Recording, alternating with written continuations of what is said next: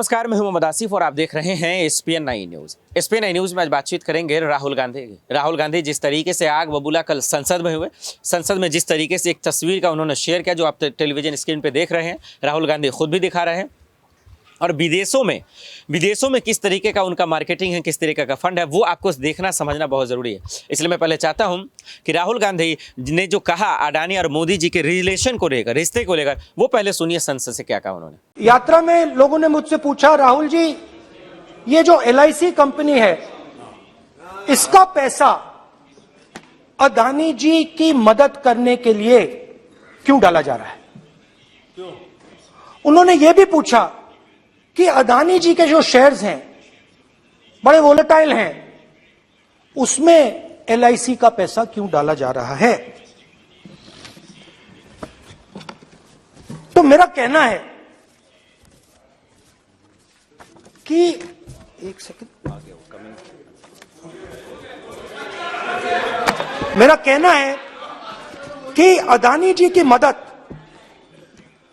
प्रधानमंत्री जी और हिंदुस्तान की सरकार कैसे करती है। हजारों करोड़ रुपए हिंदुस्तान के public sector banks Adani ji को मिलता है। 27,000 करोड़ रुपए SBI, PNB 7,000 crore, bank of Baroda 5,500 crore, ये मैं लिस्ट चलती जाएगी। LIC का एक्सपोजर 36,000 करोड़ रुपए, 3 crore SBI and other PSU bank holders. Money is going to Mr. Adani and to finance.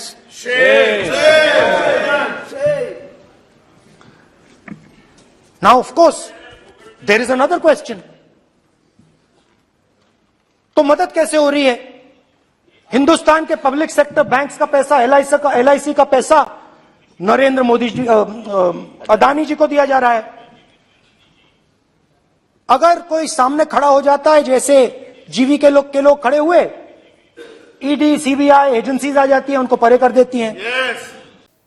आपने राहुल गांधी को सुना कि कल पूरे अपने भाषण में सबसे ज्यादा तवज्जो अडानी और मोदी के रिश्तों पर ही उन्होंने किया, लेकिन अब विदेशों में भी उनके घोटाले कैसे हैं, उनके कैसे कारोबार है, कैसे कोरोना काल में जब पूरा देश हम और आप गरीब हो गए, लेकिन ये अडानी जैसे लोग रातों रात अमीर हुए, तीसरे नंबर पर आ गए देश के सबसे बड़े अमीरों में, उसको लेकर राहुल गांधी कैसे हमलावर हो रहे हैं, जरा वो भी सुन लीजिए। इजराइल में प्राइम मिनिस्टर जाते हैं, प्राइम मिनिस्टर के साथ वहां पे मतलब बीच में पैदल चलते हैं और फिर जादू से पीछे से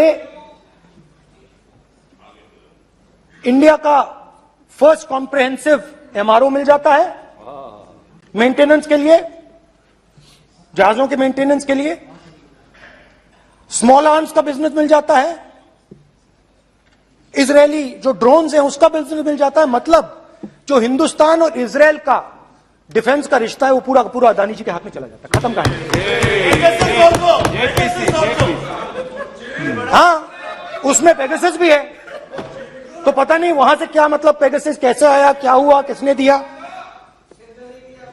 अच्छा, एक और बड़ी इंटरेस्टिंग चीज है, एक कंपनी है अल्फा डिफेंस, जो डिफेंस इलेक्ट्रॉनिक्स का काम करती है, एवियोनिक्स का काम करती है, और बहुत स्ट्रेटेजिक कंपनी है, वो भी अडानी जी के हवाले कर दी गई। अडानी जी ने एक्वायर कर लिया। तो आपने देखा कि एयरपोर्ट्स का बिजनेस 30% मार्केट शेयर, हिंदुस्तान और इजराइल का जो वेपन्स का बिजनेस है 90% उठा के ले गए। एक विजिट फॉरेन पॉलिसी, ये है फॉरेन पॉलिसी। चलिए, अब मैंने आपको इजराइल की बात बताई, ऑस्ट्रेलिया चलते हैं। कोयला ऑस्ट्रेलिया चलिए। ऑस्ट्रेलिया में प्रधानमंत्री जाते हैं। आप बोलिए सर, स्पीकर सर। प्रधानमंत्री जी ऑस्ट्रेलिया जाते हैं और जादू से State Bank of India $1 billion loan Adani ji को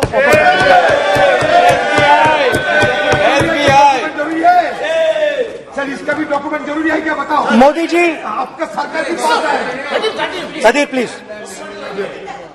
उसके बाद मैं उदाहरण दे रहा हूं, पूरी दुनिया में मोदी जी जाते हैं, घूमते हैं, तो मैं बता देता हूं क्या होता है वहां पे। बांग्लादेश में गए, हाँ काम पे ही जा रहे हैं, वही तो बोल रहा हूं, काम पे जा रहे हैं। बांग्लादेश जाते हैं,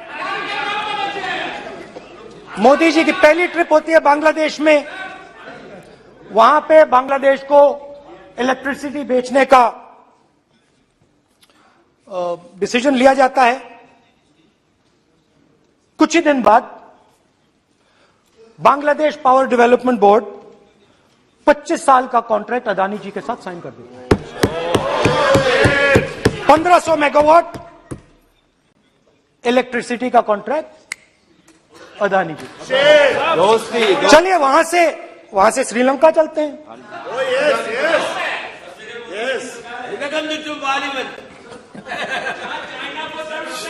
जून 2022 में Chairman of Sri Lanka's Ceylon Electricity Board, MMC Fernando, informed a parliamentary committee in Sri Lanka in open hearing that he was told by President Rajapaksa that PM Modi pressured him to give the wind power project directly to Mr. Adani.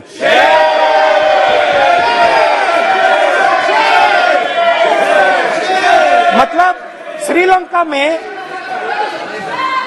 Sri Lanka electricity board के chairman कहते हैं कि उन्होंने राजापाक्सा जी ने कहा कि हिंदुस्तान के प्रधानमंत्री ने उनको कहा है कि ये विंड पावर का प्रोजेक्ट है, ये अदानी जी को देना है।